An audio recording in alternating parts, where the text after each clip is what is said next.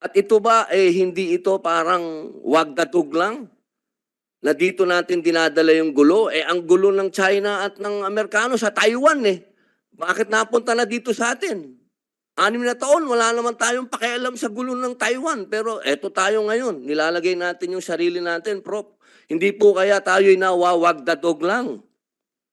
Well, sa tingin ko po, Your Honor, hindi naman tayo nawawagdadog dahil una, itong pressure po ng China na paalisin tayo, patalsikin tayo mula dyan sa iyong Incheon, kung inyong mapansin, nagsimula yan ilang taon nang nakaraan. Noong 2014 nga po, yung first time na na-blockade nila yung ating resupply vessel at hindi nakarating sa Ayong Incheon. That was March 2014. It was only the month later na napasukan natin, napilitan tayo mag-airdrop ng supplies dahil doon. So sa akin po kasi, yung escalation po na nababanggit nyo, hindi po yan ngayon lang nangyari at hindi po yan dahil sa Amerikano, kundi dahil sa mga Chinese nga po na talagang in-increase yung pressure para patalsikin tayo sa West Philippine Sea. Salamat. Klaro natin yan. Thank you. Senator Robin. Professor Batumbakal, sa inyo na rin po nang galing. Matagal na tayong paikot-ikot doon. Matagal na rin po tayong nagsusupply doon. Bakit po kaya tayo kailangan makarating na may Amerikano na doon? Kahit po sabihin ninyo na yan ay walang armas yan, US Navy po ang nakalagay doon. Sa palagay po ba nyo, hindi yun na magiging dahilan para magpalipad din ang China naman ng kanilang Navy din? Hindi po Well, ba kaya actually, ganun yun? Ang sinasabi ko lang po dito, sa matagal na panahon, 6 na taon po tayo na wala namang ganitong kalaking escalation. Nandito na po, may third party na. Ito po ba, isang ayon pa kayo, Professor, na may third party na rito? 6 na taon na wala naman tayo. Cat and mouse lang naman tayo dyan. Ngayon, meron ng, sinasabi niyo po ba na pagka ito ay nag-escalate, papayag kayo na tayo'y mapunta sa escalation nito? well, una po, no, yung sinasabi po nating escalation, in the first place po, nauna pong mag-escalate ang China dyan nung tinayo po nila yung 3 military bases dyan sa loob ng Spratlys, Mischief Reef, Scarborough Shoal at Fiery Cross Reef. Mayroon pong 2 reconnaissance aircraft ang China nakagaya nung sa US na naka-station po sa Fiery Cross kung hindi ako nagkakamali at manamataan na rin sila dun sa ibang bases nila. Mayroon pong 2 fast attack missile boats na naka-station sa Mischief Reef. Yan po yung pinakamalapit sa atin na umaaligid din dyan. At nung nga pong 2021, nabalita nga po na hinabol pa yung isang civilian na vessel natin na lula ng isang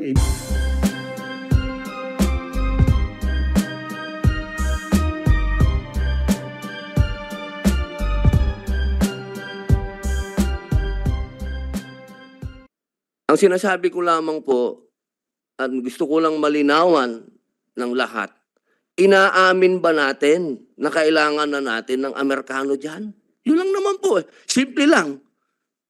Yun po ba? Andun na po ba tayo? One step na po ba tayo forward, mga kapatid? Mga kasama namin sa armed services. Yun po ba? Talaga po bang eto na tayo? Nandito na tayo. Kasama na natin sila. Nandyan na sila. Okay, kaibigan natin ng nandyan sila, maraming salamat, pero wag naman po tayo ibala. Baka tayo ibala lang ng mga yan Wala naman problema sa akin, tanda ko na rin naman, masarap din maging bayani, di ba sir? Pero wag naman yung magpapakabayani tayo para sa glory ng iba. Kung magpapakabayani tayo dahil sa Pilipinas, gulo natin. Tayo. Hindi dahil ibinala lang ako, ibinala lang tayo ng ibang nasyon. Kasi po malalim masyado itong nangyayaring ito. Bakit hindi dapat tayo maging, kumbaga sa chess, pawn? Huwag naman tayo maging pawn. Sana man lang bishop tayo. Di ba? Hindi dapat tayo yung pawn dito.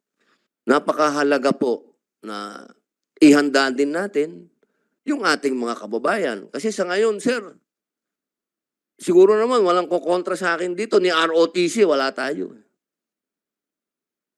Siguro naman, sa usapin na yon, nagkakasundo tayong lahat. Paano nating sasabihin na handa tayo yung mga kabataan natin, busy sa TikTok. Kaya sana magkasundo ka. Kung talagang tayo'y palaban lahat, tutuhanin natin. Yun lamang po, Chairman. Before we proceed with questioning, may I ask Professor Jay Batumbakal, who is currently in Canada, if you have any thoughts with regard to our ongoing discussions here? Yes. Thank you po, Your Honor.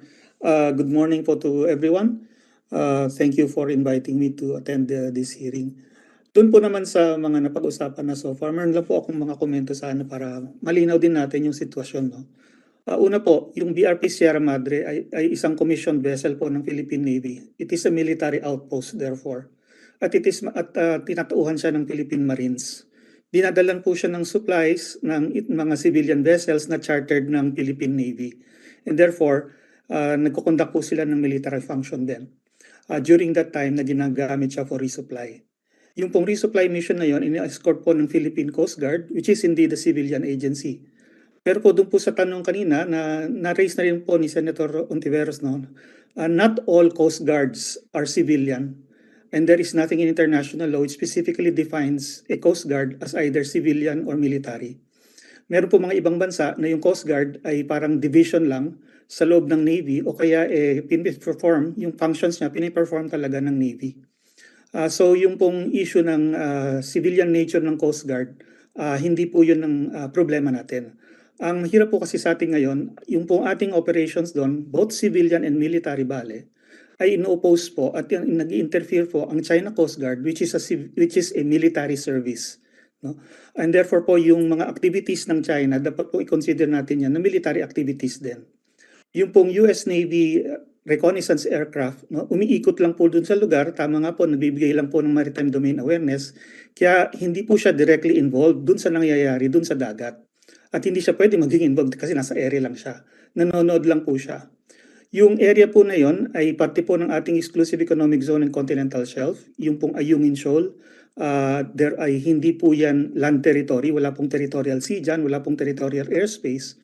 At sa ganon, mayroon pong freedom of navigation and overflight po dun sa paligid ng Ayungin Shoal. So yung pong US military aircraft na nandun, kahit ba may operation o wala, meron po siyang freedom of navigation and overflight doon. Wala pong nababiolate na international law sa paglipad niya doon at pagpanood doon sa mga nangyayari doon. Yan nga po yung function ng maritime domain awareness para malaman kung ano nangyayari sa lugar. So siguro po sa paglilinaw na yon, medyo maano po natin yung situation. Dito po, I think naman malinaw na ang Pilipinas mula pa po noong 1999, nung sinadsad yung barko doon sa lugar na yon, ay peaceful naman po yung activities natin doon.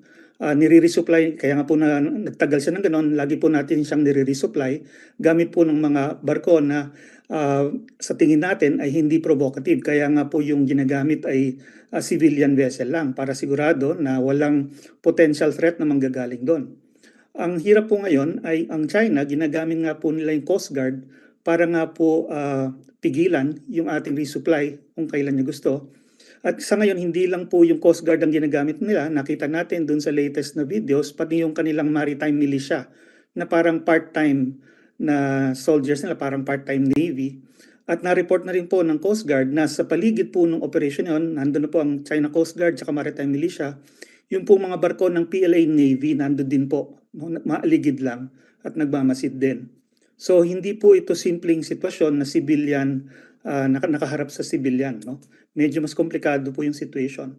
At it is to the credit of our Coast Guard and Armed Forces na all this time na po, tayo po yung talagang nagpipigil, tayo po yung laging mayroong restraint. No? Hindi po kagaya sa China Coast Guard na gumagamit ng laser, na nagkakonduct ng dangerous maneuvers, na nag-aastang babanggain yung ating mga barko. No? Mabuti nga po, hindi natitinag yung ating mga Coast Guard at Navy vessels, nakakalampas po sila doon. Wala pong nangyayaring masama kasi hindi po sila napoprovoke. Yung kabila po talaga ang nagpoprovoke. Base po sa lahat ng mga datos na nakikita natin, information, lalo na sa mga video. So kung meron po mangyayari dyan, hindi po kasalanan natin, no? Dahil tayo po ay nasa sarili nating lugar, nag-exercise po tayo ng sarili nating jurisdiction, sa sarili nating EEZ at continental shelf. Kung magkakaroon po ng gulo dyan, hindi po tayo mag-uumpisa, malinaw po yan, At ang record ay very clear, no? Na lagi ang potential spark ng incident lagi nanggagaling sa kabila. Dahil sila po yung nagpo-provoke, sila po yung nagko-conduct ng dangerous maneuver, sila po yung gumagawa ng paraan para maapektuhan yung ating mga operations. So dapat po siguro ganun yung ating framing dyan para maayos din nating deliberate, matingnan kung ano yung dapat nating susunod na hakbang ngayon. Maraming salamat po. Thank you for your insights, Professor J. Chairman, pwede bang magtanong dito kay Batong Bakal? Sige po, kay mauna na po kayo. Senator Boto. Yeah, Professor Jay, magtanong lang sana ko sa iyo. At least ikaw man ang acknowledge na expert dyan, no? Pagdating sa mga bagay na yan. So kung establish natin na talagang yung Coast Guard is part of the Chinese military, so there is no preventing us from deploying also our Philippine Navy in the West Philippine Sea. Instead of Coast Guard gagamitin natin, per international standards, kasi establishment talaga na Chinese military ang Coast Guard nila. So, mag-deploy rin tayo ng military natin in the form of deploying our Navy ships to patrol the West Philippine Sea. So, tingin mo, okay lang ba? Okay lang ba gawin natin yan? Okay lang po yun kasi actually po ginagawa po natin yun. Pwede po nating itanong sa Navy. May record po sila ng regular na patrols dyan sa area. At dati nga po, yung Navy mismo ang gumagawa ng resupply missions din. No? So parang tayo nga yung nagbigay ng parang accommodation na naging less provocative yung ginagamit nating barko, kaya nga ginagamit yung Onaiza May 1 and 2. Pero kung tutuusin, no, dahil po yan ay exclusive economic zone and continental shelf natin, mayroon pong freedom of navigation lahat po ng barko, whether they are civilian or military.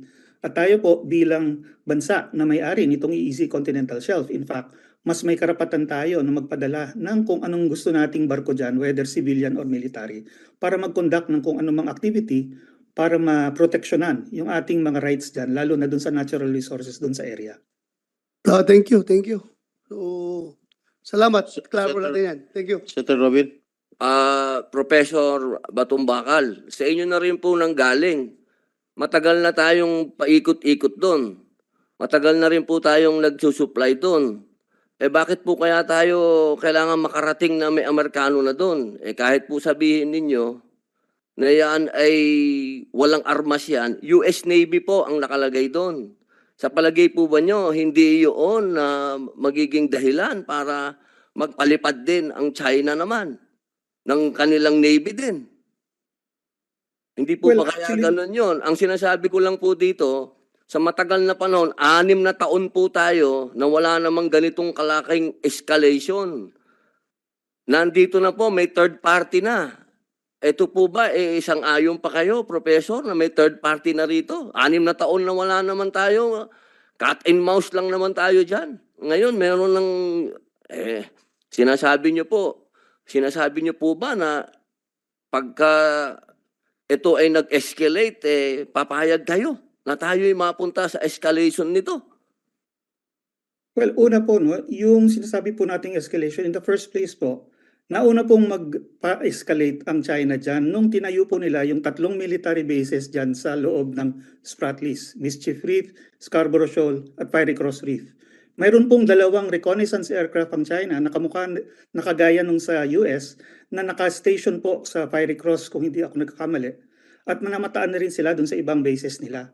Mayroon pong 2 fast attack missile boats na naka-station sa Mischief Reef, yan po yung pinakamalapit sa atin, na umaaligid din dyan. At nung nga pong 2021, nabalita nga po na hinabol pa yung isang civilian na vessel natin na lula ng isang ABS-CBN crew. Yung pong PLA Navy, lagi po silang mayroong at least 2 o 3 warships na nakastasyon sa bawat isa dun sa 3 military bases nila dyan. Fiery Cross, Mischief Reef at Subi Reef. Hindi na po yun nagbabago. So kumbaga, dihado na talaga tayo dahil dinagdagan na po ng China yon even before dumating po itong mga Amerikano nitong taon na ito. Professor, lahat po ng binanggit nyo, nakita ko po lahat doon. Ako po kasi ay galing doon. Pati po yung mga base na sinasabi niyo, nakita ko din po. Ang sinasabi ko po dito, sa loob po ng 6 na taon, hindi naman tayo nagkaroon ng ganitong escalation. Ang sinasabi ko pong maliwanag, bakit po tayo pumapayag ngayon na ganito na nag-escalate meron ng Amerikano? Yun lang naman po, simple lang naman ko. Na-handle naman natin to ng 6 na taon na tayo-tayo lang. Na-handle ko nga yan, bangka lang dala ko eh. Bangka. Yun lang. Well, Yun lamang po. Hindi naman po siguro mahirap intindihin na hindi natin kaya itong panindigan. Hindi natin kaya na tayo umasa sa Amerikano. Dito sa usapin nito, sabihin natin na ang kanilang Coast Guard ay hindi civilian at yung atin ay civilian, ang tanong na malaki dyan, handa ba tayong mga Pilipino dito? At ito ba, hindi ito parang wagdatog lang? Na dito natin dinadala yung gulo? Ang gulo ng China at ng Amerikano sa Taiwan Bakit napunta na dito sa atin? 6 na taon, wala naman tayong pakialam sa gulo ng Taiwan. Pero eto tayo ngayon, nilalagay natin yung sarili natin, Prof. Hindi po kaya tayo'y nawawagdadog lang.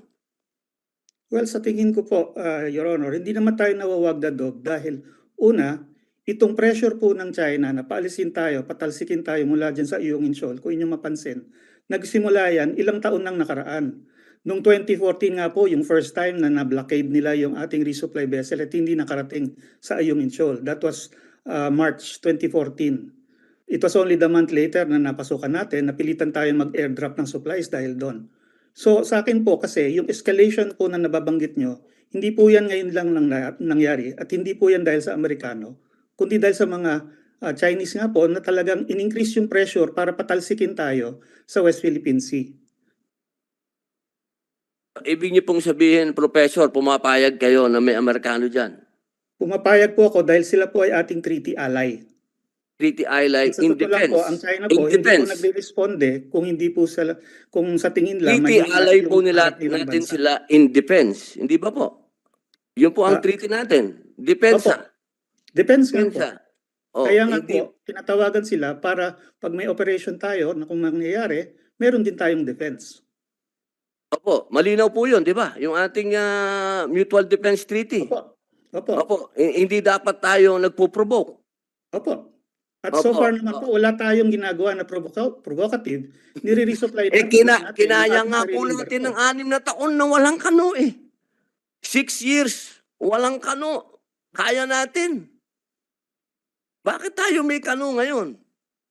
Well, ngayon lang po siguro tayo ginamitan ng laser. Ngayon rin lang po tayo pinatindi ang mga dangerous maneuvers at halos mabangga ang ating Coast Guard. Ito po yung na-record na nangyari, nag-upisa mangyari bandang 2021. Diyan po talaga yung increase ng pressure laban sa Pilipinas. Hindi po. Nasaan po ba kayo ngayon, Professor? Nasa Canada po ako para sa isang conference tungkol nga din para magsalita tungkol din dito sa West Philippine Sea. Okay. Good luck po. Nakarating na rin po ba kayo sa Pag-asa? Opo. Kailan Kasama ko po po kayo yung UP nakarating? Marine Science Institute noong 2021. Naka-rubber boat po ako sa gitna po ng Coast Guard at ng Maritime Militia ng China. Sa Ayungin, nakarating din po kayo. Doon po sa Sandy Cay. Yung Ayungin, hindi ko pa po narating yung Ayungin mismo. Sa K1, K2, K3, K4 Opo. po, nakarating kayo. Opo. Yun po yung talagang Opo. bawat galaw, sinusundan nandun ng po Coast yung Guard at militia. located between Coast Guard and Chinese Maritime Militia. Opo. Sa inyo pong palagay nyo ba, hindi natin kaya? Kailangan natin ng kano. Sa tingin ko po talaga, kailangan natin ng tulong dahil sa dami. Titingnan nyo lang po kung gaano karami at gaano kalalaki ang forces na nilalagay nila dyan sa West Philippine Sea. We So do not yet have enough tumatapang po tayo capability. dahil meron tayong backup. Ganun po ba? Ang gusto nyo sabihin? Opo, Talaga, yun po ang ganun. necessary dahil nga po matagal tayong hindi nagpondo ng ating modernization, armed forces. Ngayon lang po tayo nag-umpisa talagang seryosong mag-develop ng external self-defense capability at nag-acquire ng mga modern vessels. Malinaw po yan sa record that this took place only in the past few years. Na naniniwala po kayo. Kaya po in the meantime, nag-i-increase ng pressure ang China, siguro nga para mapatalsik na tayo bago tayo makapag-develop ng capability na kailangan natin. Ayun. So, Professor, historically, masasabi niyo po ba na naging threat ang China sa Pilipinas? Historically, Historically naging po. threat ba ang China sa Pilipinas? Siyempre po, historically hindi. Oh, Wala yun. pong opportunity Sino po ang before. naging threat sa atin? Historically, sino po ang nag-invade sa atin? Japan po. Saka sino pa po? Is there such a thing as the Filipino-American War? Colonial history natin, umpisan po natin Is there such a thing as a Tapos po, Filipino-American insertion ng US. War? Opo, O, yun. opo. Okay, maraming salamat po. Pinag-aralan din po natin yun. Salamat po, sir. Thank you. Maraming salamat, Senator Robin. Senator Tolentino. Thank you, Mr. Chairman. This representation is in full support